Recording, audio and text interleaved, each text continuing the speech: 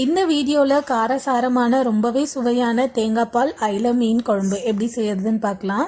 எப்போவுமே நம்ம மீன் குழம்பு வைக்கும் போது நல்லெண்ணெய் அது கூட சின்ன வெங்காயம் சேர்த்து செய்தோம் அப்படின்னா டேஸ்ட்டு ரொம்பவே நல்லாயிருக்கும். இப்போ நான் கடாய் வச்சுக்கிறேன். கடாயில் நல்லெண்ணெய் ஊற்றி அது காஞ்சதுக்கப்புறமா கொஞ்சமாக கடுகு சேர்த்துக்கிறேன். கடுகு பொரிஞ்சதுக்கப்புறமா ஜீரகம் சேர்த்துக்கிறேன். ஜீரகம் பொரிஞ்சதுக்கப்புறமா ஒரு அரை ஸ்பூன் அளவுக்கு வெந்தயம் சேர்த்துக்கிறேன். வெந்தயம் அரை ஸ்பூன் சேர்த்தா போதும். அதுக்கு மேலே சேர்த்தோன்னா குழம்பு வழுவழுப்பாக இருக்கும். அதே மாதிரி நிறைய நேரம் எண்ணெயில் பொரிய விடக்கூடாது. அப்படி பொரிய விட்டோம் அப்படின்னா கசந்துடும். இப்போ நான் ஒரு கைப்பிடி அளவுக்கு பூண்டு எடுத்து அதை இடிக்கல்லில் போட்டு நல்லா இடித்து வச்சுருக்கேன். அதையும் எண்ணெயிலே சேர்த்துப்போம்.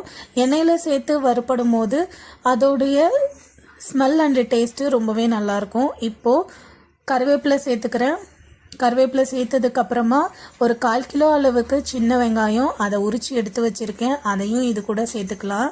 உங்ககிட்ட சின்ன வெங்காயம் இல்லை அப்படின்னா பெரிய வெங்காயம் சேர்த்துக்கோங்க. அப்படி இல்லைன்னா சின்ன வெங்காயம் பாதி பெரிய வெங்காயம் பாதி அதையும் சேர்த்துக்கலாம். வெங்காயம் சேர்த்ததுக்கப்புறமா உப்பு போட்டு நல்லா வதக்கி விட்டுக்கலாம். ஒரு 60% 70% வரைக்கும் வதங்கி வந்ததுக்கப்புறமா ஒரு 2 பெரிய சைஸ் தக்காளி கட் பண்ணி வச்சுருக்கேன். அதையும் இது கூட சேர்த்துக்கலாம். சேர்த்து நல்லா வதக்கி விட்டதுக்கப்புறமா கொஞ்சமாக மஞ்சள் தூள் ஆட் பண்ணிக்கிறேன். மஞ்சள் தூள் சேர்த்ததுக்கப்புறமா காரத்துக்காக மிளகாய் தூள் ஆட் பண்ணிக்கிறேன். ஒரு 2 ஸ்பூன் அளவுக்கு தனி மிளகாய் தூள் ஆட் பண்ணிக்கிறேன். இது கலரும் கொடுக்கும்.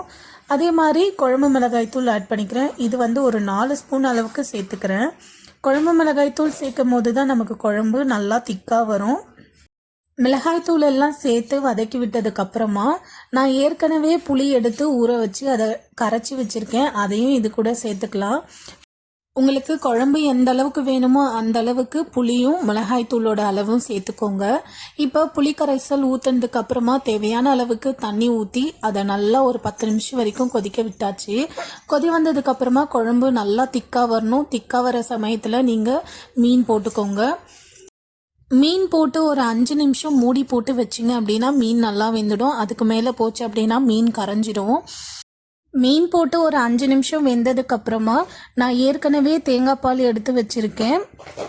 அதை இதில் சேர்த்துக்கலாம். தேங்காய் பால் சேர்த்து ஒரு 2 கொதி விட்டு இறக்குனா சூப்பரான மீன் குழம்பு ரெடி. இந்த வீடியோ பிடிச்சிருந்தா சப்ஸ்கிரைப் பண்ணிக்கோங்க, லைக் பண்ணிக்கோங்க. பாய்.